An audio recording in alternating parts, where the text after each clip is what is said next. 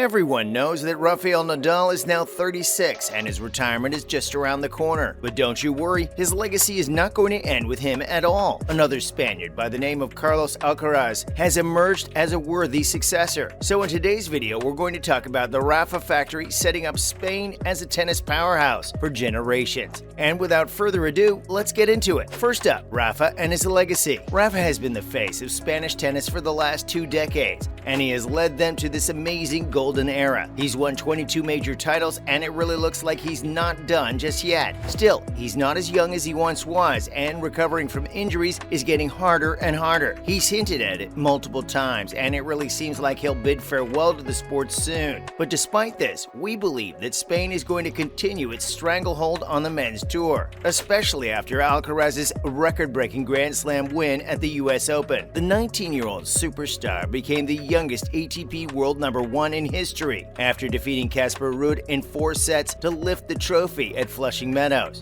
And his success is just more proof that Nadal's impact on tennis will last for generations and generations. Plus, let's not forget that so many of the other young stars on tour are also influenced by him, and they'll try to emulate his extraordinary run in the sport. His incredible commitment is truly second to none, and we have to say, we are absolutely not ready for his retirement. Next up, he has his own tennis academy. It's no secret that the Spaniard loves tennis, but he isn't just content with his own success. He wants the youngsters of his country to continue his legacy, and this is why he has his own tennis academy in his hometown of Mallorca. It's called the Rafa Nadal Academy, and countless prodigies have already come through the facility. Even the Australian great Wally Masur has praised the institution in public. He expressed that he sent a player to the academy, and he was actually taken aback by the level of professionalism on display. And honestly, we're not surprised at all. If there's one thing you need to know about Rafa, it's that he does not do anything halfway.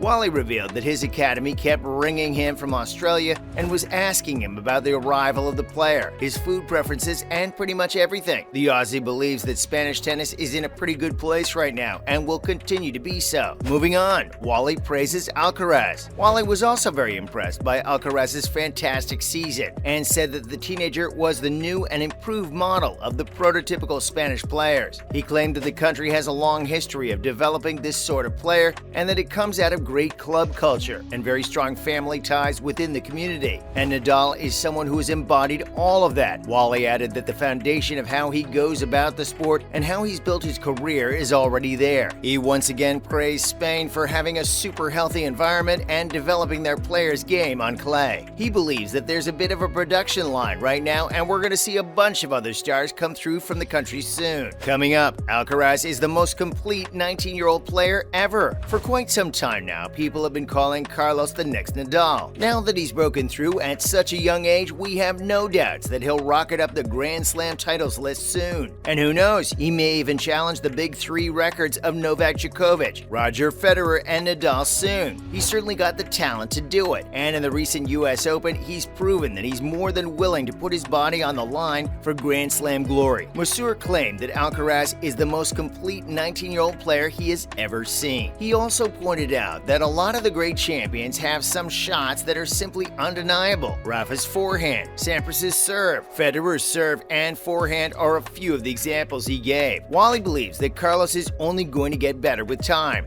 and he's going to improve incrementally in all areas of the game. The Aussie coach did say that he doesn't think the Spanish teenage prodigy will ever match the majors of the big 3 because it just seems implausible to him. He advised Carlos to be more careful with his fitness and pointed out that the youngster just throws himself at everything with reckless abandon, and he should have at least some thought of self-preservation. Up next, Kim Clijsters echoed this concern. The 3-time women's US Open champion echoed this concern over Alcaraz's long-term health. She said that the management of his schedule is paramount and his coaches need to find a way of keeping him fresh. She added that she'd love to see him on tour for 15 years, but stuff like that takes a huge toll on your body. Clijsters also revealed that she was happy that Alcaraz had a mentor as strong as former world #1 Juan Carlos Ferrero in his box. She believes that while the teenager's life will definitely change after the title win, he won't change much because he has a great team around him. Ferrero and Alcaraz Alcaraz have been linked for the last 4 years, and that has helped the player a lot. Finally, Carlos can take over the world. There's a lot of hype around Alcaraz at the moment, and if you ask us, it's all deserved. For a long time now, tennis has been ruled by just 3 players. While other talented individuals have come along, none of them have shown the promise to challenge the best in the business. But this time, it's different. Alcaraz is here to stay. It's very obvious. He's super talented, youthful, energetic, and committed. And if he keeps going like this, it won't be long before he bags more majors as well. The Australian Open is set to begin in a few months, and we can't wait to see a match between him and Novak Djokovic. Yes, Noel is insanely good on hard courts, but if there's anyone who can beat him right now, it's Carlos. Plus, who knows? We might even see him face his idol and compatriot Nadal. In any case, between Alcaraz, Tifo, Ruud, and Sinner, the future of tennis is looking really bright right now. And now it's time to move on to some more tennis-related news. Other related news. First up, Roger Federer announces retirement. We've gotten so used to seeing him on our TV screens that this actually seems unbelievable. But the time is finally here. The Swiss maestro has bid farewell to the sport he dominated for so long. In a lengthy post on both Twitter and Instagram, the 41-year-old legend told the world that he recognized that it was time to call it a day and that the Laver Cup will be his last ATP tournament ever. He thanked his family, Swiss tennis, and his fans and promised that he'll always stay involved with the sport. He's just not going to play on the tour or in a Grand Slam anymore. If you ask us, tennis is never going to feel the same again. Next, Emma Raducanu out of Slovenia Open. The British teenage star has been trying to find her groove recently, but unfortunately she just seems to come up short every time. She entered the Slovenia Open as the top seed, but crashed out after a disappointing second-round defeat at the hands of Germany's Annalena Friedsam. Raducanu looked good in the first set and was leading 5-3, and then suddenly she started looking uncomfortable in her movement. After losing the first set 7-5, she took a medical timeout, and when she walked back in, her left thigh was strapped. But impressively, she cruised through the second set and ended up winning it 6-0. In the decider, though, she just wasn't at her best, and Friedsam claimed it 6-3. This was another critical and inconsistent performance from the British number 1 after getting knocked out from the US Open in the very first round. Here's hoping she can get her form back soon, because when she's in her zone, she's a dazzling performer. Finally, Great Britain out of Davis Cup. Everyone expected Britain to do well in the Davis Cup this time around, but the expectations were not met. Even though Joe Salisbury and Andy Murray put up a valiant fight, they were defeated 7-6, 6-7, 6-3 by Wesley Koolhof and Matwé Middelkoop in the deciding doubles rubber. This handed the Netherlands a 2-1 victory, and they'll be facing Team USA next. Murray expressed that he's really disappointed because these matches have come down to a few points in the end, and they've just not gone their way. He also said that he believed that they had a really good chance this time around, and he's very sad that it has ended like this. That's a wrap for this video. Do you think Alcaraz can match Nadal's success? Let us know in the comments below. Make sure to give this video a thumbs up and subscribe to our channel for more videos like this. See you in the next one.